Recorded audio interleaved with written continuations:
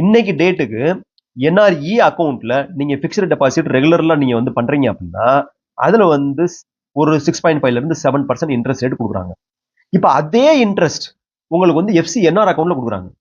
ஒரு வாரத்துக்கு முன்னாடி வந்து 4% கொடுத்தாங்க. இப்ப அது வந்து 6%, 7% இப்போ வந்து கொடுக்குறாங்க.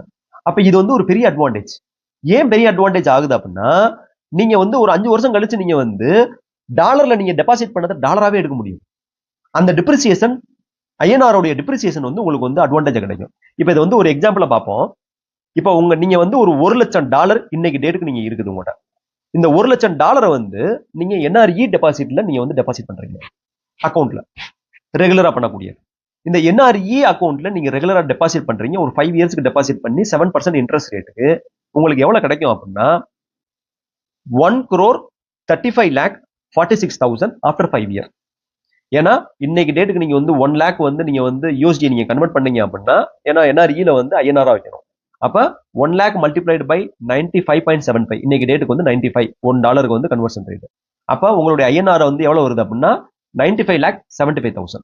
இப்ப இதை நீங்க வந்து பிக்ஸ்ட் டெபாசிட்ல போட்டீங்க அப்படின்னா 5 வருஷம் கழிச்சு உங்களுக்கு 1,35,46,000 நியர் உங்களுக்கு அமௌண்ட் வந்து ஆஃப்டர் 5 இயர் கிடைக்கும்.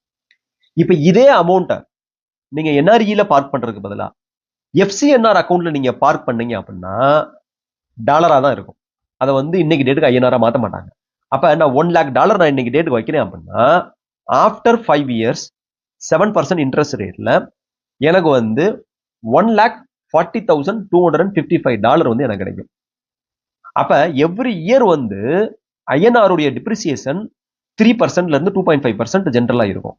அப்ப இன்னைக்கு இருக்க டாலர் 95.75 இருந்துச்சு அப்படின்னா ஆஃப்டர் 5 இயர் அதனுடைய மதிப்பு வந்து 107.7 ஆயிரும். ஏன்னா டிப்ரிசியேட் ஆகும். ஐஎன்ஆர் வந்து டிப்ரிசியேட் ஆகும். அப்ப இந்த டாலரை வந்து நான் வந்து ஐஎன்ஆர் கன்வெர்ட் பண்ணி டிஃபரன்ஸ் பார்ப்போம். அப்ப இந்த டாலரை வந்து $1,40,000 வந்து நான் வந்து ஐஎன்ஆர் கன்வெர்ட் பண்ணேன் அப்படின்னா 107.72 போட்டு ஐஎன்ஆர் கன்வெர்ட் பண்ணேன் அப்படின்னா எனக்கு கிடைக்கக்கூடிய அமௌண்ட் ஆஃப்டர் 5 இயர் ஐஎன்ஆர் டேர்ம்ஸ்ல 1,51 lakh. எஃப்சிஎன்ஆர் அக்கௌண்ட்ல இன்னைக்கு டேட்டுக்கு நான் போட்டேன் அப்படின்னா ஆஃப்டர் 5 இயர் 1,51 lakh எனக்கு கிடைக்கும். அதே அமௌண்ட்டை என்ஆர்இ டெபாசிட்ல ரெகுலரா நம்ம என்ன பண்றோமோ அதை பண்ணோம் அப்படின்னா எனக்கு வந்து 1,35,46,000 தான் கிடைக்கும்.